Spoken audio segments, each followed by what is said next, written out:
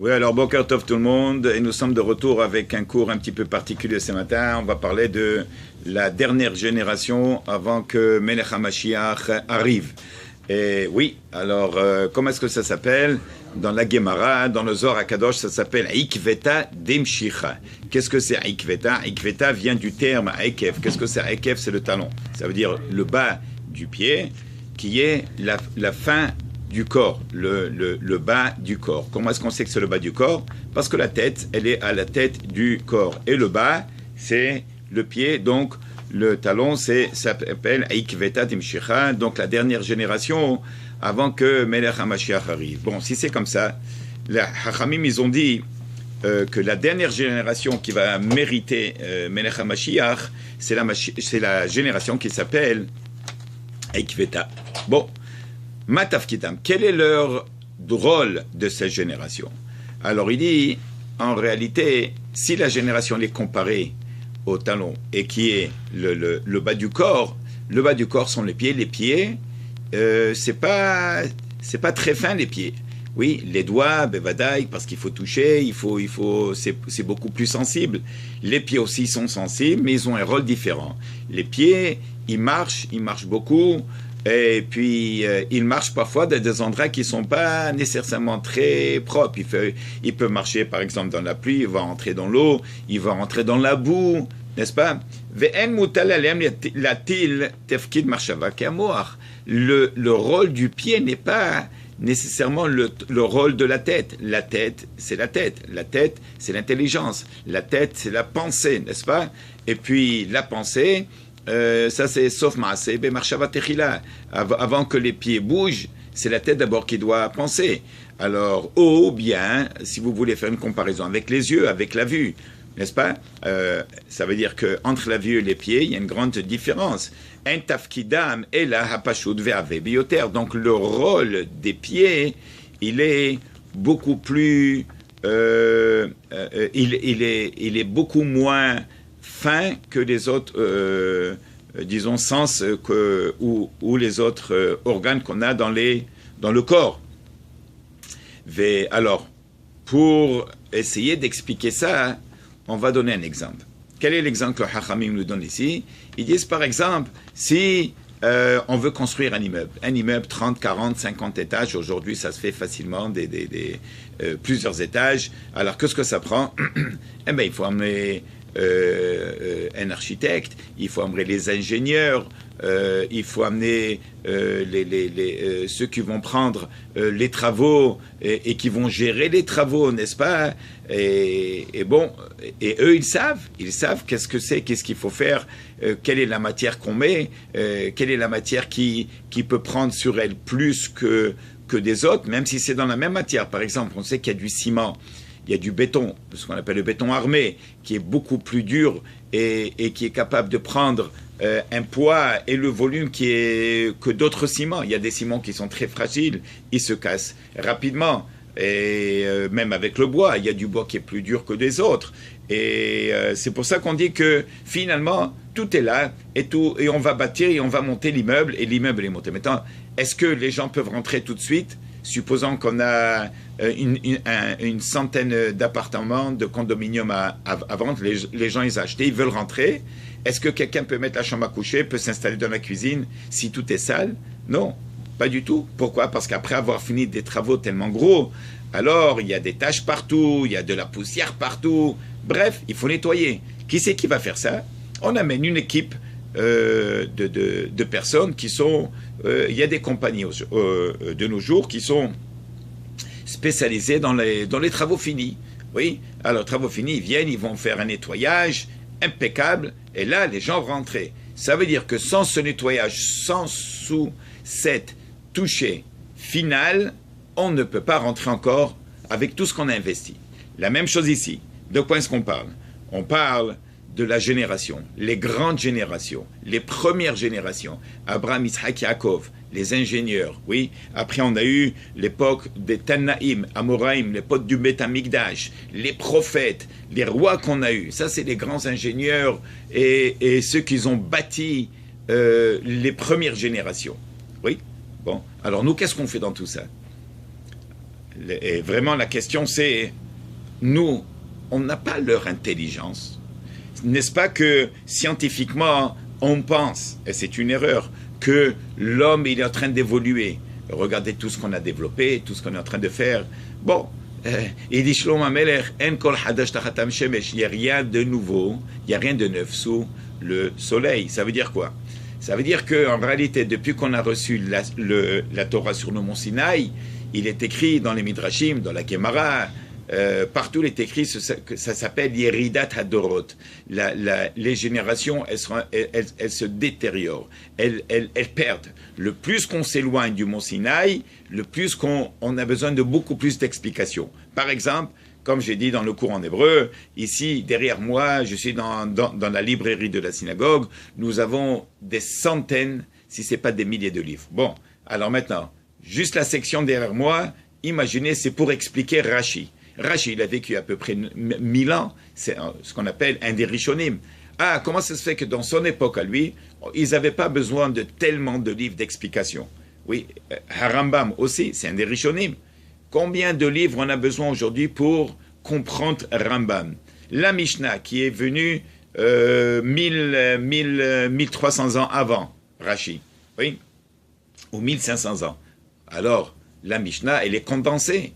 On a besoin d'une autre section de la librairie qui est tout ce qui est Gemara, et tout ce qui est Rashi, Tosfot, Marsha, Rishonim, Aharonim, pour comprendre un texte de la Mishnah. Toute une Gemara qui va expliquer un texte condensé de la Mishnah. Ça veut dire que le plus qu'on s'éloigne du mont Sinaï, du don de la Torah, de cette date, n'est-ce pas, et le plus qu'on a besoin d'explications. Alors voilà que ça veut dire qu'on n'a pas la capacité que eux ils avaient. Alors comment est-ce que nous on nous appelle, si c'est comme ça, la génération de Melech HaMashiach? Ben c'est simple, avec l'explication qu'on a donnée, qu'on est la génération qui vient et qui fait le nettoyage pour que finalement Melech HaMashiach va rentrer, ça se comprend. Alors il dit, en réalité, quel est notre rôle? Qu'est-ce que ça veut dire de nettoyer? Qu'est-ce que ça veut dire le dernier polish qu'il faut faire, n'est-ce pas? Alors, Orachaim HaKadosh, Rabbi Chaim Ben Attar, il dit la chose suivante. Il dit, il faut comprendre que en sortant d'Égypte, qui c'est qui nous a sortis? HaKadosh Baruch Hu nous a sortis lui-même. Oui. Et en Égypte, on était presque rendu à la 50e porte de l'impureté. Si on serait tombé dans la 50e porte de l'impureté, on ne serait jamais sorti. Bon. On voit que de nos jours à nous, après qu'on a reçu la Torah, on est sorti d'Égypte, on a reçu la Torah sur le mont Sinaï, on a reçu la clé pour la 50e porte dans la Kedusha, dans la pureté. Bon, ça veut dire, Shlomo Amelech, il dit, Zéle ou Matzeh, Akadosh Baruch Hu, quand il a créé le monde, il a créé le bien et le mal, ils sont égaux, 50% et 50%. Si de nos jours à nous, on arrivait à obtenir la clé pour atteindre la 50e porte de la Kedusha, ça veut dire que la 50e porte de l'impureté aussi, elle est ouverte. Elle est ouverte très grande. De la même manière que vous allez sur l'Internet, vous allez écouter des choses qui, a 10 ans de ça, 20 ans de ça, on n'aurait jamais écouté, jamais osé parler de Kabbalah, oui, et par les grands rabbins. Alors la même chose ici, vous allez voir que l'impureté, elle est en train de prendre une extension comme il n'a jamais, comme on n'a jamais vu. Aujourd'hui, sur le iPhone, sur le téléphone, n'est-ce pas, il y a des choses, ils disent, mais Koubalim, ça c'est le Etzadat. Qu'est-ce que c'est Etzadat? L'arbre de la connaissance. Tov Vera, il y a le bien, il y a le mal, ensemble, mélangés. À tel point, moi, qu'on ne sait plus qu'est-ce qu'est le mal. Si c'est comme ça, il faut comprendre. Par exemple, le iPhone, quel est l'emblème du iPhone? C'est la pomme. Qu'est-ce que c'est la pomme? Ça représente la faute de Ève, n'est-ce pas, avec le serpent, qui l'a poussé à l'arbre, elle a mangé la pomme, et après elle a donné à son mari, à Adam, pour goûter. Bon, en réalité, c'était pas la pomme, mais eux, ils pensent que c'est la pomme. Alors, on va prendre la pomme comme exemple. Donc l'emblème de ce iPhone, c'est la pomme. Comment est-ce que ça s'appelle Internet? Tout ce système qu'on a qui s'appelle Internet, ça s'appelle le web. Qu'est-ce que c'est le web? Le web, en anglais, c'est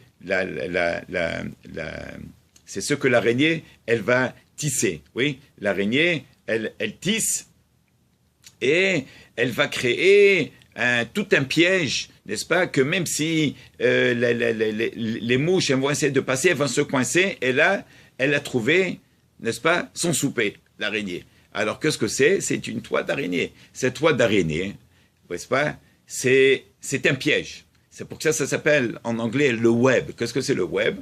C'est un tissage qu'on a tissé à travers l'Internet. Les gens qui rentrent, il est très difficile pour eux de ressortir de ce piège qui est le web, qui est l'Internet. Alors, on a la pomme, on a le piège. Et là, qu'est-ce qu'il va nous dire?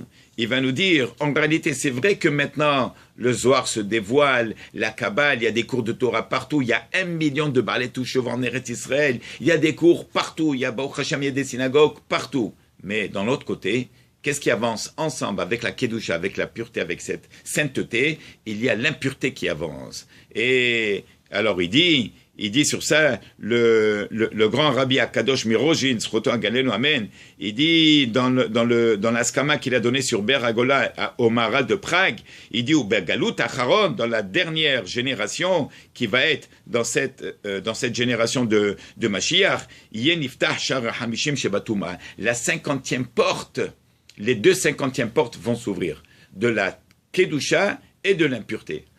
Là, on le voit, oui, pire de ce qui se passe aujourd'hui, on n'a jamais vu. Il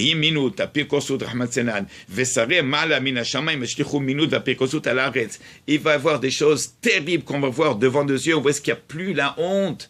Il n'y a plus la honte aujourd'hui, les gays, aujourd'hui les femmes avec les femmes, c'est courant, c'est dans les rues, on n'a plus honte, on sort, on est habillé, on est presque déshabillé carrément, on n'a pas honte, on parle, on dit ce qu'on veut. Vetit pachet leur corps orba mikaf. Derrière Regel, Malim Minut, Vapirkosut, Prikrat, oh la Torah, et ça fait que les gens s'éloignent de la Torah. Tu leur dis, viens, un cours de Torah. Quel cours de Torah? Regarde.